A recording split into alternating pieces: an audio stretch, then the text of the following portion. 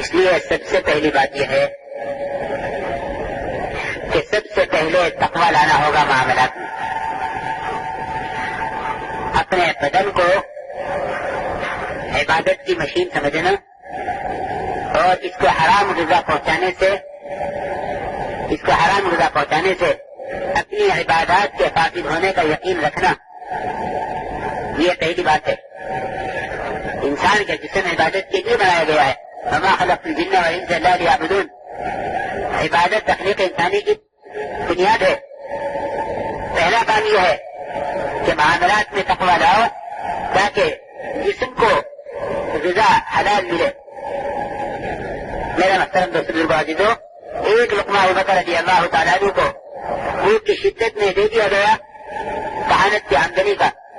کھاتے ہی پوچھا گیا کہاں سے لائے ہو، اور اس لقمے کی قید تھی. پانی پیتے رہے، قید کرتے رہے، یہاں تک کہ وہ لقمہ قید کے ساتھ باہر نکلا.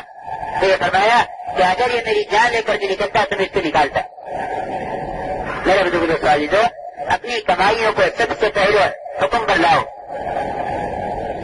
کیونکہ میری ایمان کی دعوت کا مقصد یہ ہے کہ شکلوں سے یقین ہٹ کر عمل کی طرف آئے.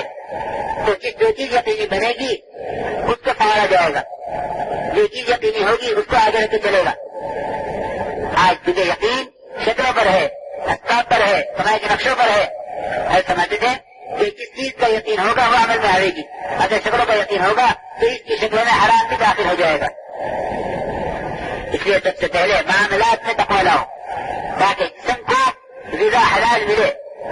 علماء نے لکھا ہے کہ صرف غسل کر لینا اور وضو کر لینا اور جسم اور کپڑوں کا پاک ہو جانا اور جانماز کا مسلح کا پاک ہو جانا صرف یہی تقویٰ نہیں ہے اور یہی ظاہری پاکی نہیں ہے، بلکہ جسم کے اندر دوڑنے والے خون کا حرام کمائیوں سے، سود سے، غبن سے، دھوکے سے، ان تمام شکلوں سے جسم کے اندر دوڑنے والے خون کا پاک ہونا یہ بھی ظاہری تقویٰ ہے. انہوں نے لکھا ہے کہ یہ بھی ظاہری تقویٰ ہے کہ جسم کے اندر دوڑنے والا خون حرام غذا سے پاک ہو. اس لیے میرے محترم دوست بزرگوں عزیزوں، سب سے پہلے تقویٰ آئے گا معاملات میں. اس سے جسم کو وہ غذا ملے گی کہ جس سے اس کا خون پاک ہو کر جسے اللہ تعالیٰ کی طرف چلا ہے. বলেন যে ভাই, যে তাকওয়া তো জীবনের সর্বদাহের মধ্যে আমাদের তাকওয়ার উপস্থিতি থাকতে হবে, কিন্তু সর্বপ্রথম তাকওয়াকে আনতে হবে আমাদের মহাশারতের মধ্যে, কামাই রুজির মধ্যে। কামাই রুজির মধ্যে তাকওয়া আসার কি অর্থ? যে আমাদের কামাইকে হারামের থেকে মুক্ত রাখতে হবে। কারণ আমাদের যে শরীরটা আছে এই শরীরটাকে ইবাদতের মেশিন মনে করতে হবে, কারণ এখান থেকেই ইবাদত বের হবে। আল্লাহ তাআলা নিজেই বলেন যে ওয়া মা খালাকতুল জিন্না ওয়াল ইনসা ইল্লা লিয়াবুদুন। আমাদের খেলকাত, আমাদের সৃষ্টি এটা ইবাদতের জন্যই, আর ইবাদত বের হবে আমাদের শরীরের অঙ্গ প্রত্যঙ্গের দ্বারা। সুতরাং আমাদের কামাই রুজি যদি, আমাদের কামাই এটা যদি হালাল না হয়, হারামের সাথে সম্পৃক্ত থাকে, মহতারাম দোস্ত বুজুর্গ, তো ওই কামাইয়ের থেকে যে অংশটা আমি খাবো বা যেটা খাবো, ওই খাওয়ার দ্বারা যে রক্ত পয়দা হবে, যে রক্ত আমার মাথা থেকে পা পর্যন্ত দৌড়াদৌড়ি করতে থাকবে, ওই রক্তটা থাকবে হারাম।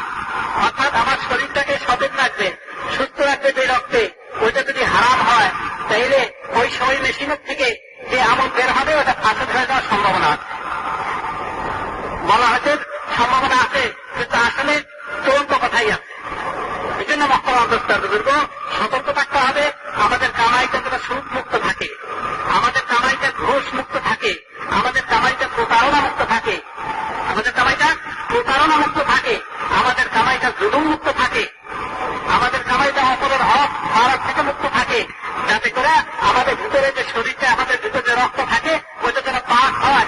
কারণ কামাই যদি হালাল না হয় তো তারা পাক রক্তের সৃষ্টি হয় না। যেমনি ভাবে নামাজের জন্য পবিত্রতা শর্ত, তহারাত শর্ত, আমরা কি মনে করি কিসে তহারাত শর্ত?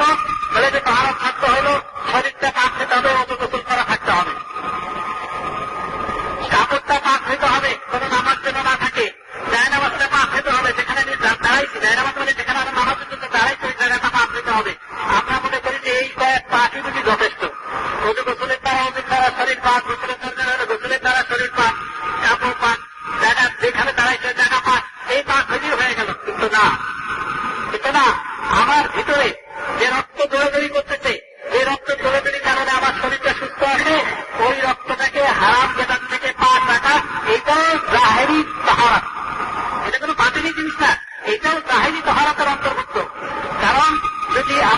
যেটা হয়েছে যদি হালাল কেনার থেকে না হয় তাইলে এই মেশিনের থেকে যে আমলটা বের হবে ওই আমলটা ফাঁসদ হয়ে যাওয়ার সম্ভাবনা।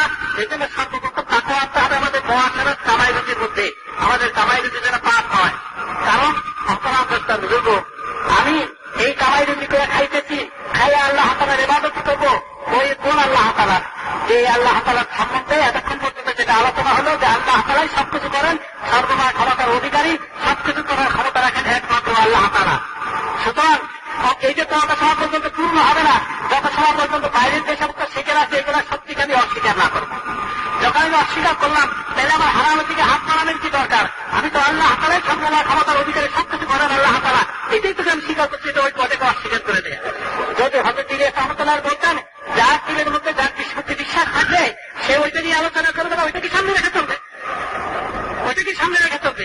আমি একদিকে ইমানের দাওয়াত দিলাম কিন্তু আমার কামাইকে আমি কাজ করতে পারলাম না, তাইলে বোঝা গেল যে আমি যে সেকেন্ডকে এন্টার করে দিয়েছিলাম ওইটা আমার মৌখিক এন্টার, প্রকৃতপক্ষে আমার ভিতরের সিদ্ধান্ত না হইতে।